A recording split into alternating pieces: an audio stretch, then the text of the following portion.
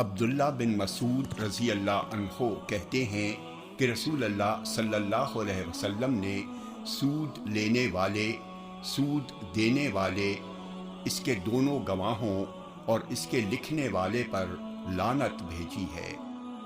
جامع ترمذی حدیث نمبر 1206، یہ حدیث صحیح ہے۔ انس رضی اللہ عنہ سے روایت ہے کہ نبی اکرم صلی اللہ علیہ وسلم نے کبیرہ گناہوں سے متعلق فرمایا، اللہ کے ساتھ شرک کرنا، والدین کی نافرمانی کرنا، کسی کو ناحق قتل کرنا اور جھوٹی بات کہنا کبائر میں سے ہیں۔ جامع ترمذی حدیث نمبر 1207، یہ حدیث صحیح ہے۔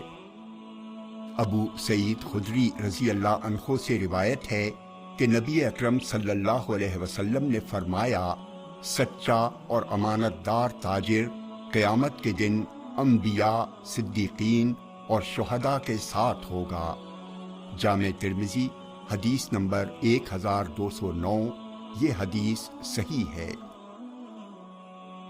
رفاعہ رضی اللہ عنہ سے روایت ہے کہ وہ نبی اکرم صلی اللہ علیہ وسلم کے ہمراہ عیدگاہ کی طرف نکلے، آپ نے لوگوں کو خرید و فروخت کرتے دیکھا تو فرمایا، اے تاجروں کی جماعت۔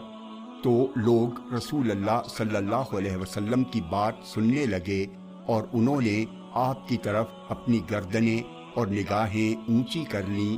آپ نے فرمایا، تاجر لوگ قیامت کے دن گناہگار اٹھائے جائیں گے سوائے اس کے جو اللہ سے ڈرے، نیک کام کرے اور سچ بولے۔